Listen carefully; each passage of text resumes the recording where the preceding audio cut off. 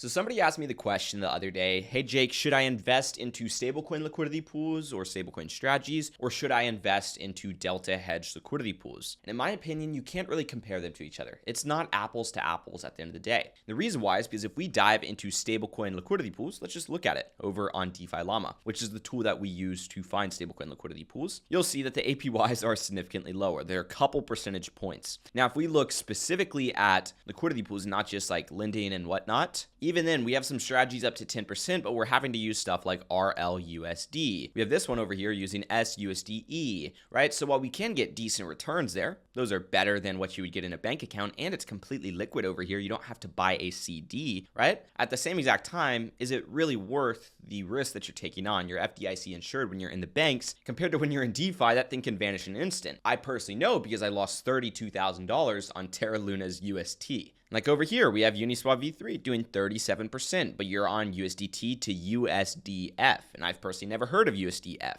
This only has $7 million in it. So in my opinion, stablecoin strategies are great to include in your portfolio to bring down the overall risk of your portfolio. And when I'm talking about a portfolio today, I'm specifically talking about something that's delta neutral, that does not have the exposure to the markets, not fluctuating up and down. So in the instance where I have, let's just say $1 million to allocate to kind of market neutral, delta neutral strategies, right? Well, most likely I'm going to include 30% of the overall portfolio in the safe stablecoin lending, basically, where I'm just getting 5-6% or so for lending out assets. The reason why is because that brings down the overall risk of my portfolio. It ensures, hey, if something happens, I'm not losing 30% of my portfolio. And then we might have safe, stable LPs over here doing like 8% per year or so. So once again, nothing too crazy. And we'll do probably about 20% allocation of these. And then we'll have our low risk delta hedged LPs, basically. These are where we're starting to take on a little bit more risk. We would have probably about 30% of our capital here as well. And these are going to do about 35% per year.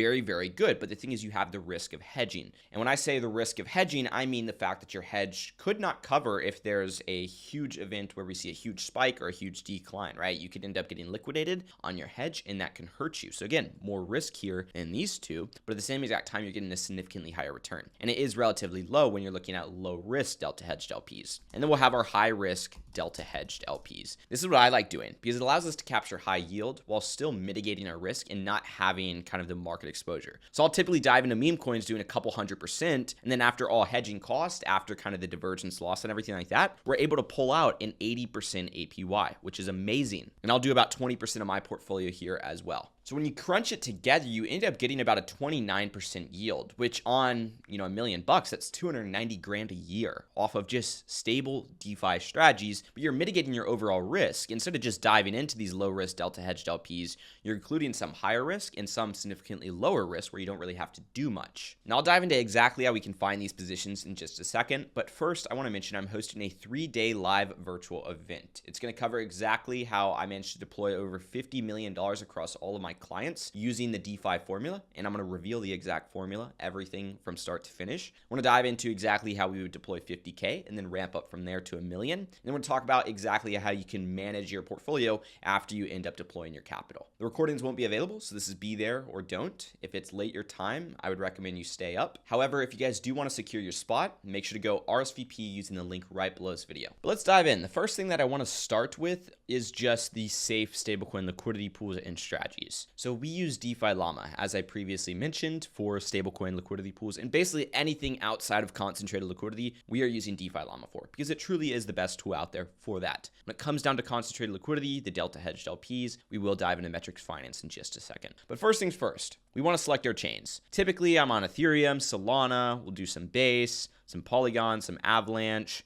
some Sonic, do some Arbitrum, some Optimism, and that's about it, right? We don't want to go too crazy with the chains because, well, I don't want to take a ton of risk diving into a brand new chain and then that chain end up getting exploited. Or of course, that chain end up having an exploit on a specific protocol and that causing a domino effect and causing the chain to fail. For example, if there's a protocol on there that makes up for the majority of the chain's TVL, that protocol gets exploited, even though if you're not on that, that chain is going to suffer. But now that we've done that, we're going to look at TVL range. And in this instance, since we're looking at stablecoin liquidity pools, we're going to start above $2 million.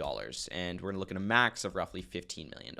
Why do we put a max in? Well, because anything above $15 million most likely isn't going to be doing that much. When it comes down to APY, I'm going to look at a minimum of 5%, and we're just going to go ahead and apply that. And then we're going to sort by the highest APY first. Now we have 140 different pools over here across 467 protocols. That's a lot. So we're going to hit attributes and we're going to look at stable outlook and high confidence. And now we are down to 26. Essentially, this is going to find pools that number one have an up only outlook basically in the instance where the APR is going to continue to go up. And high confidence is obviously like a high predicted outlook of the overall pool, just what DeFi Llama categorizes it on. And again, we want to look at highest APY first. So we'll see some stuff over on Convex, some stuff on Velodrome. Looks like Beefy has some pools over here. And the next thing that we do is evaluate these stablecoins. Now, unfortunately, we don't have time to dive into evaluating stablecoins today, but maybe that's something that I'll cover on that live event. However, this is going to be exactly how we find these safe, stable lending pools, safe, stable LPs as well. Now for Delta Hedged LPs, this is what does a higher return. Once again, higher risk, we're looking at 35 to 80%.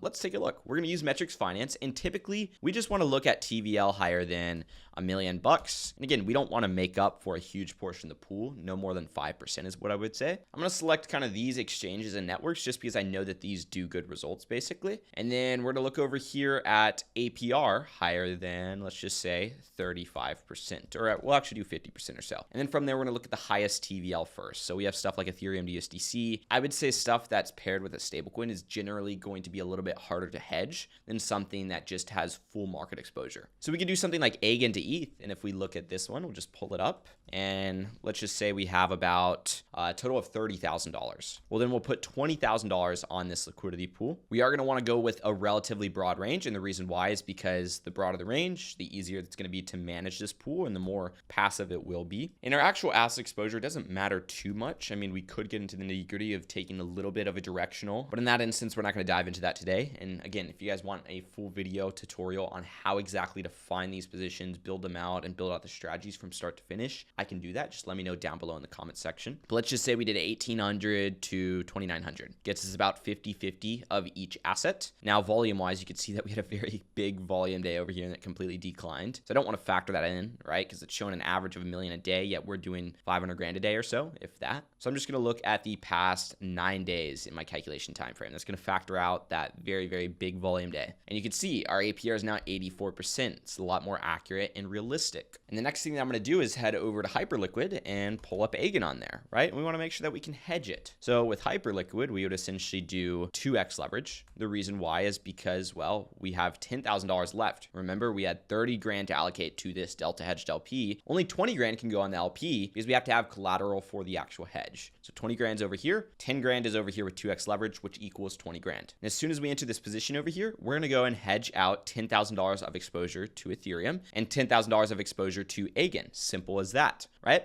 And then we have to monitor it. Because obviously as the price of EIGIN, say, goes to $1.10, Ethereum only goes up 3%, EIGIN goes up 4%, you'll notice that we now no longer have 96.76 EIGIN, we have 92.13 because there's some divergence loss right there. And that's what we have to be careful of in our liquidity pool. And again, it's all about risk toward ratio, right? Is the reward, in this instance, the fees that we're going to earn, going to outweigh that divergence loss, going to outweigh that difference? And if so, then we'll dive in. Again, this is the best way to do things. Have multiple allocations. Don't just throw it all in high risk Delta Hedged LPs. This is not a good idea. Anyways, hope you guys found some value in today's video. If you did, let me know in the comments section. And also let me know what problems you're experiencing so I can make some content around it. And I'm going to leave a video somewhere on screen right now that just breaks down my strategy for DeFi investing. I'll see you guys next one. Peace out.